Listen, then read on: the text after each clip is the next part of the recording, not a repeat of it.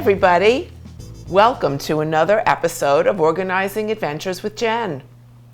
Now, we had our first episode recently, and now we are moving on into bigger and better worlds.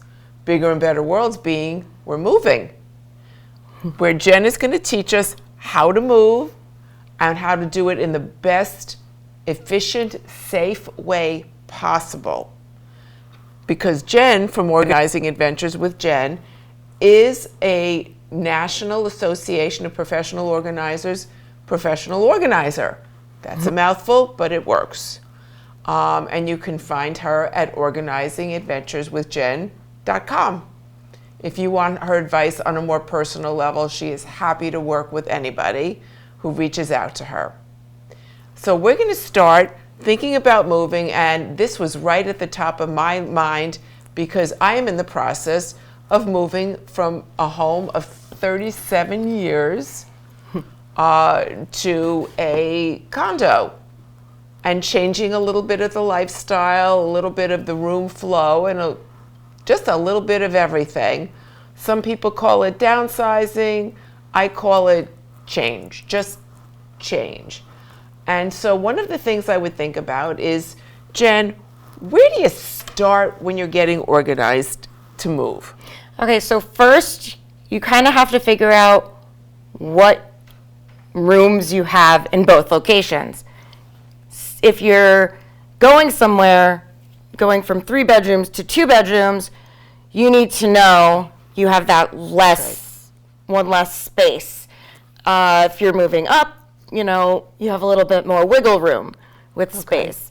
No sizes of everything, if you can, before you actually move from space to space. Then to prep for your move, you kind of have to figure out what you want to pack up first, and going through that kind of order of things. You don't want to pack up something that you use every day a month before your move.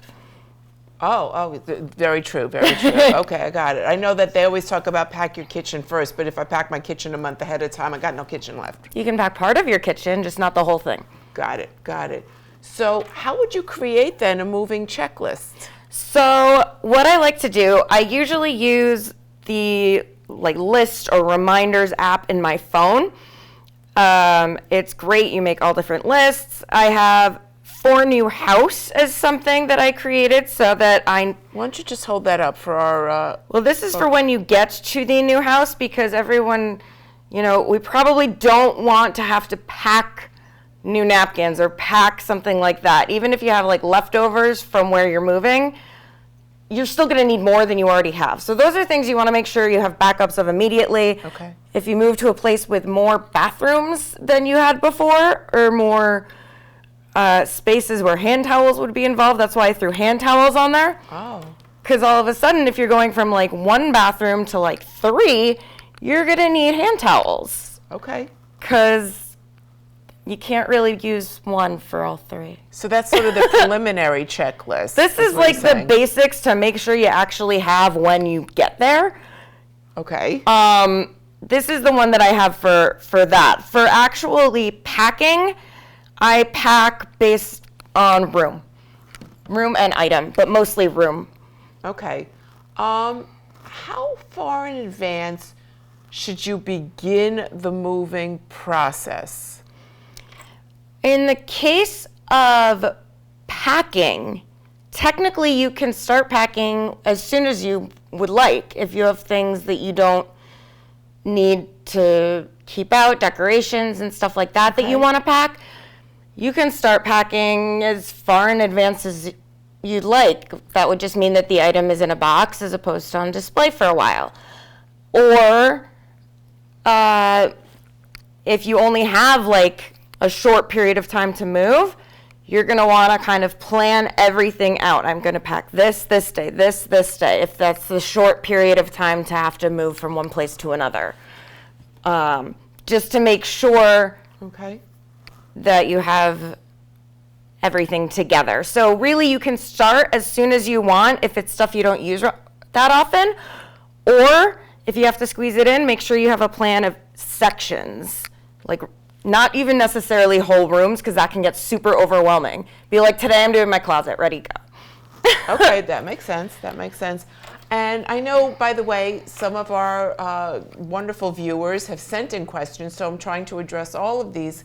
And one of them that I know I recently went through as I've been in the moving process was partly not should I hire a professional moving company or do it myself, because I think, shouldn't you do a little bit of both maybe? It tends to help to do a little bit of both, because there are always going to be things that you don't want other people handling. Okay. Say important pictures, or if you have certain mementos, you don't want people messing with that. Those are your things. They're very special. You want to make sure that you have those. Those are the things that you can probably aren't so big that you couldn't put them in a box in your trunk. So in other words, like move with a little TLC kind of thing. Yeah. Okay, and then another person had asked me how you find a reputable mover. And I remember I was really stumped by that. And interestingly enough, I realized that your realtor, and we had a wonderful one, so I was very confident in her, and I knew her for a long time. They're a really amazing source, especially if they are attached, interestingly enough, to a big agency. They may not even know all the other realtors, but they usually will have an email group, an in-house email kind of group. And what our realtor did was I said, I need a mover. I want someone who's insured and I can trust, because I think both are important, don't you? Definitely. Okay, so I said, any ideas? And what she did, rather than just try to think of ones that she's known, she sent out an email to her inside group, and they all came back. And interestingly enough, in her particular agency, I would say it was probably 75% of the responses were the same mover. So I thought, well, if that's good, that's good enough for me, because that's a lot of responses. And so far, I haven't moved yet. I'll let you know on the next show how it went. But they have been easy to work with. And I know that there's a lot of responsibilities I'm comfortable with them taking care of. For example, there is some TLC I want for certain items that are too big for me to move. Like my husband and I have a couple of pieces of nice artwork that are huge. And I would not be able to wrap them. So unless I'm mistaken, this is where I would hand that over to a reputable mover. Probably. If something that's very large, like the artwork you're talking about, that artwork definitely should be handled by a reputable mover. If it's someone that you don't know or you randomly found on the internet, I wouldn't really trust them to have the proper materials. Okay. You always want to make sure that you Interesting. find someone reputable.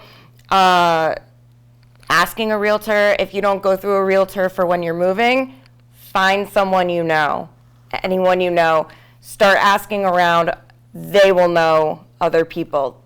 The chain of people you know will honestly help. That That's how many degrees? 6 degrees of separation, right. 6 degrees of separation. It helps you find movers. No. There you go. There we go.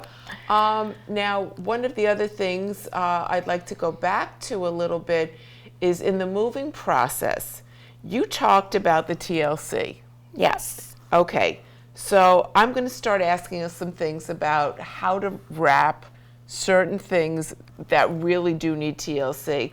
I'll give you an example. In my home, my husband and I have a set of crystal wine glasses that we actually got when we were engaged. We've been married over 40 years.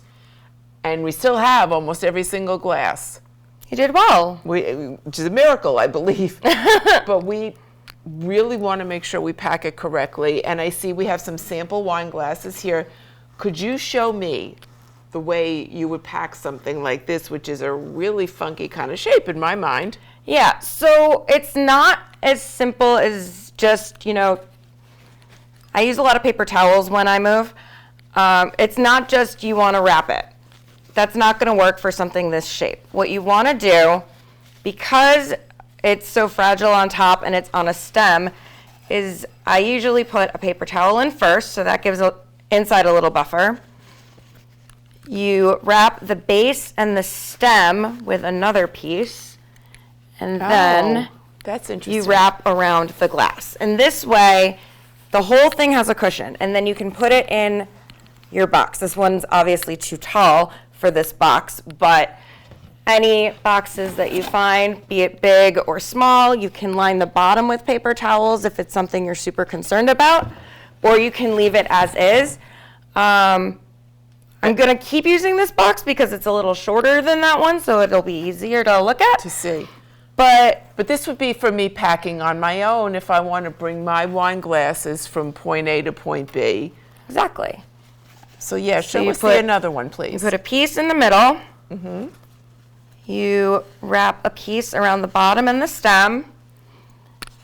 And then, this one I'm going to divide.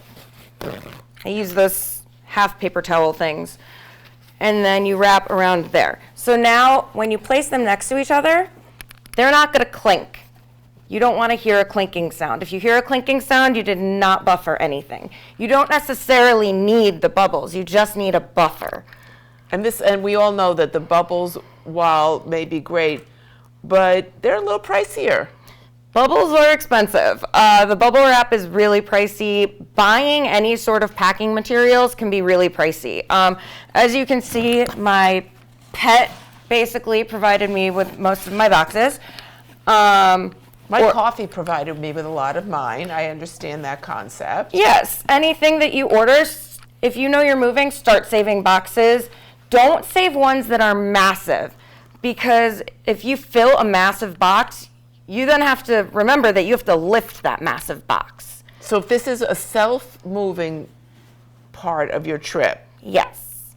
Okay, now are there boxes you would pack yourself, but for the movers to take? So for that, I mean, your crystal, maybe not so much on that front, right. But if it's basic like wine glasses, you can use that. And as long as you have things buffered, you can do that. And sometimes, so this is the packing material that actually came out of this specific box, in fact. If you have that extra space next to it, put extra material. Now the extra material's there. And no movement. So no movement. No movement. And then you can know that your mover will do it. If a mover specifically is going to take that box, I would say to make sure it's something that all the flaps can close and you can seal with tape. If a mover is not going to take that, so you definitely need packing tape. The clear kind is really, really good. I like that. Don't go duct tape, because then you're going to get all sticky and it's going to be really hard to unpack if you use something as strong as duct tape. So don't MacGyver your boxes. Please don't. No. Okay, don't MacGyver the boxes. Got it. Then you'll get your stuff all sticky too, ultimately. Okay. So now if you were moving something yourself and you're not having the movers carry it, you can literally just flap them over. Okay. And then the last one, there you go. you tuck. And now... So now movers can also take your books and stuff, even if it's a local move, right? They can. I will say, remember that movers are people too. Do not give them, this size box of books or something like that. That is funny. You can maybe do like this size. They'd be more likely to be able to carry this than I would for sure if I filled it with books. But in that case, I would say just remember that they're people too. Well, I mean, and I know they move furniture, so I mean, they do have the equipment to do that. One of the things, by the way, that you may all be aware of or not, is if you are moving, one of the things that I learned from my moving company once I hired them and they explained to me how to do things, they said, yes, you don't have to empty the shelves of your dressers, your bureaus, but what they said was because of balance on the equipment they bring it in with, that you should take out the top drawer. Take out the top 1 to 2 drawers, depending on how high the dresser or bureau is. Things from the top drawer. or the top drawer itself. You could slide the drawer out. That's what I'm going to be doing. Okay. And then they wrap. Then they wrap. I don't know if it's bubble wrap, but then they wrap the entire dresser, and then you could just take the drawer and transport and put the drawer right back into your dresser if you don't put it in a suitcase somewhere else. But then what can you do with things you don't want anymore? I mean, like, let's say I am downsizing. I got a lot of 37 years. Okay, so things you don't want anymore. There's always the option of tag sale, but that takes a lot of work, a lot of energy. If you don't feel like doing that, it's not your thing. Donating is a great thing for anything that's in good condition that you no longer want. You're right. Only trash stuff that you would never use again. Like if something you find in a drawer, you're like, what is this? And then you're like, oh gosh, I think I left something on that. You throw that away. You don't try and sell that. Okay. So, or don't try to give it to someone else. Or don't try to give it to somebody else. But then if you find something and you're like, oh, this is super old, but I guess it still works, donate it. If it still works and it's not disgusting, it's something that you could still use and someone can use it somewhere. And that would be... That's true. Yeah. Now, how would you effectively pack some of these other items? Because I'm looking at things in front of us right now that you've shared with us on the table.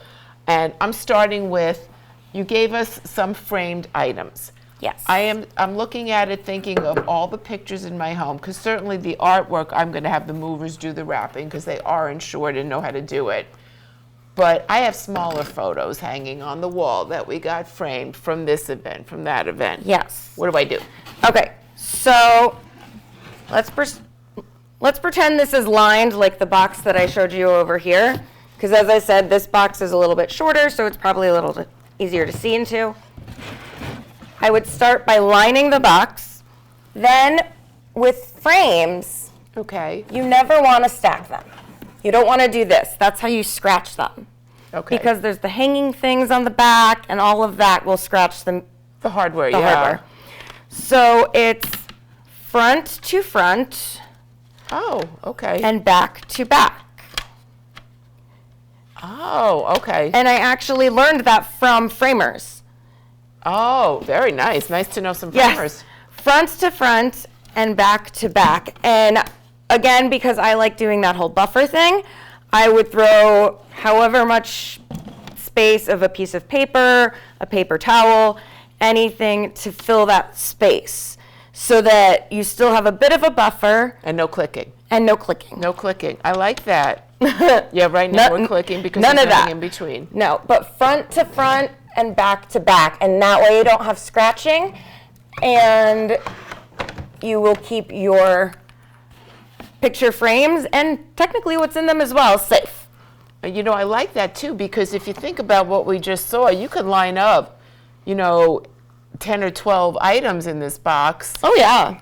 I love it. Okay, I haven't gotten to that part yet in my packing, so I'm going there. And you don't actually have to be able to close the box if it's something that you're carrying. So you could line it up like that and just grab the box. Okay, how do you label boxes to make the unpacking less overwhelming? So for me, I would start by room. If it's something very specific to a room. Okay. So you're packing your glasses, you're packing your plates. Those, you can either mark just kitchen or glasses and then the room you're putting it in. So glasses, kitchen. Plates, kitchen. If you have like a dining room with like a special cabinet, you could be like plates, dining room, and that way you know the difference between the types of plates.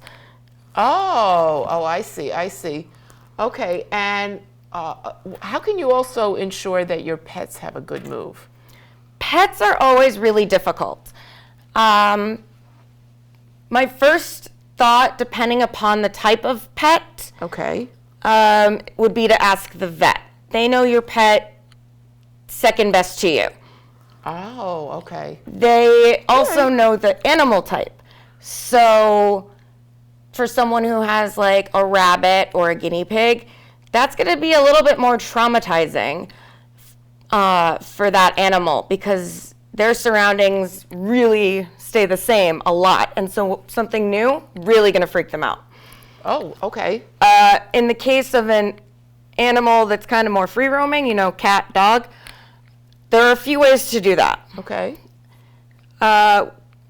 With a cat, you can probably, as long as you find a comfort zone for them, you'll be able to have them there when the movers are there and so it's after. like keep them contained in their comfort space. You need to give them a comfortable space. So if you're moving from when the movers are there, you don't want to just kick the cat out because movers are going to be there for a long time. Find the room that has the least stuff involved. Okay. Yep. So that room can get emptied first. The cat can be in there. The cat will know the smell, etc. of the room. It'll be comfortable for them. I think that might be the same with dogs, but I'm not as familiar because I grew up with cats. Okay. And then when you actually are physically moving, the movers will bring everything in first, and then you bring the cat in. And then you kind of have to walk the cat through the same thing that you did when you first got them as a kitten as to where things are. But because it's not a kitten, it'll at least understand what things are. Right. Like, this is a couch. Now, something else one of our viewers wanted to know is about utilities. How do you change those utilities over? What do you do? What's the process when you're moving? And that's one thing that, if you don't mind, Jen, I just did. If that is okay, I can share with I did. Go for it. Okay. So what I did was I first found out if you're staying in the state of Connecticut. So let me just give you Connecticut rules because I'm staying local. The water company in the greater Hartford area called MDC, that in West Hartford is what we're using, what they have you do is nothing. If you are the person moving to a new location, the person leaving that location, their representative must notify MDC by law. You cannot do anything. They'll tell them who the new person is living at that address. I believe that facilitates never turning water off, which I think is probably a good thing because you never want to be without the water in a home. So my guess is that sort of makes things a much smoother move, and it's done through the professionals involved in the moving process from the legal point. Everything else, we call the power company. And the power company moving thing gets you warm. Yeah, really. Hydrate while you move. It's like exercise. The power company, electric or gas, you call them, say, I'm moving from point A to point B. My moving date is this. My turn-on date is this. And you just give them your address and your name, and they're happy to make sure you move. And then they try to encourage you to go paperless if you're willing to. I gave it a chance, and I'm finding it really good and saving a lot of paper at the same time. So the people at the utilities are happy to work with you. They answer their phones. I hardly ever had to wait of any time limit. And when I did, they said, we'll call you back, just type in your number. And they actually call back. So it's great. Now, what I would ask you again is some other fragile items. Let's do some fragile items right now before we're done with our show. Yeah. We have a couple of minutes. Let's start with, if you had children or grandchildren who gave you wonderful works of art, and this one is made of Legos, how do you transport that little precious baby? Okay, so this is something that I probably wouldn't give the movers, but if you have a lot of them, there's a way to work with that. So in this case, we are definitely 100% lining the box. All right, so I have now lined the base of the box, so that creates that sort of buffer. Now, you can just place him in there. I decided this is a him. I don't know why. He looks kind of cute. Okay. It's a cat. Our sweet feline. A kitty. The kitty. And then you never realize just how useful all those crazy throw blankets that you collect over the years actually are until you're moving.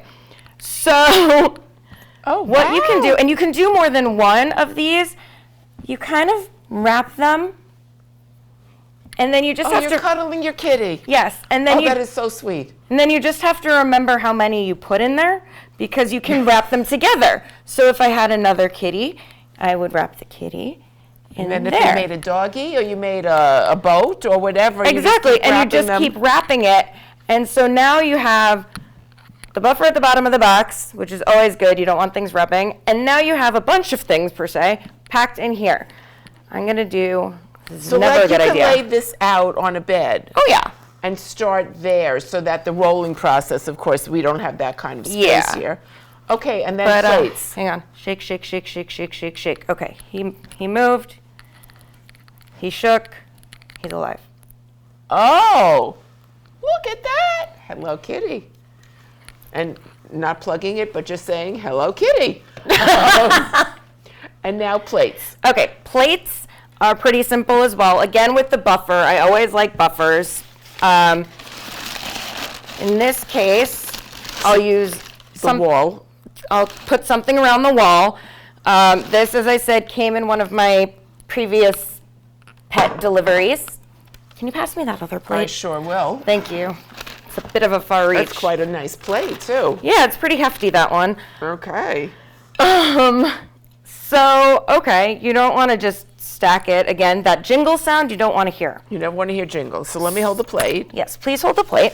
I got the plate. We're going to finish with plates right now. Also, if you know that you are moving and you also have a holiday somewhere in there, you can save all your tissue paper. You can either put that there or Bunches of paper towels. just like before, paper towels. So we're just going to do this because I put it down first. But you can easily just do And no clinking. paper towels. As long as it doesn't clink, Right. you're good. Can you pass me the two glasses here? So these are not stemmed. They're a lot easier. Literally just wrap a paper towel around it. You can do it with the bottom covered too. You don't have to worry about the inside because actually these ones stack. And no clinking. Well, that had a clink, but that's because I rushed it. And these can lie down. And then the mug, Oh, look at that. yeah. Look at these that. are lying down. Nothing's going anywhere. Nope, not at all. Oh, I'm liking this. Yeah. Because I'm not done with my kitchen yet. So this is beautiful. Oh, we'll see. And then mugs, you just want to make sure you get the handles. Kind of like the stem. You always want to get Oh. That something piece there. that sticks out. The piece that sticks out is important to cover. Everything Okay. else is just so there's no clinking. If there's no clinking, it means it's not moving. Some things, I know several of you asked additional questions. I would imagine we will be doing more, especially after I move. We will do follow-up because Jen will be helping me to set up my new home efficiently, and we will get to those. So I want to make sure that you know that. And we are actually thinking about possibly doing some recording off-site of organization of parts of homes. And you will see, once again, we're going to post on Facebook questions. And if you want to actually consult with Jen, she is ready Oh, yeah. to take your calls, your emails. Once again, organizingadventureswithjen.com. Yes, and that's Jen with 2 N's. Jen with 2 N's. And her contact info is on that website. It is indeed. You can get to it on every page, I believe. That's wonderful. Jen, thank you so much because I've learned some things and there's things I still have yet to pack. One being my delegates that I've been just staring at saying, can you guys just all walk over on your own? But none of those little sculptures and little special moment things are moving on their own. So I'm going to have to figure this out. And now I'm going to start taking out my throw blankets and using them wisely. Yeah. For Jen and myself, I'm Carolyn. We will see you next time on Organizing Adventures with Jen.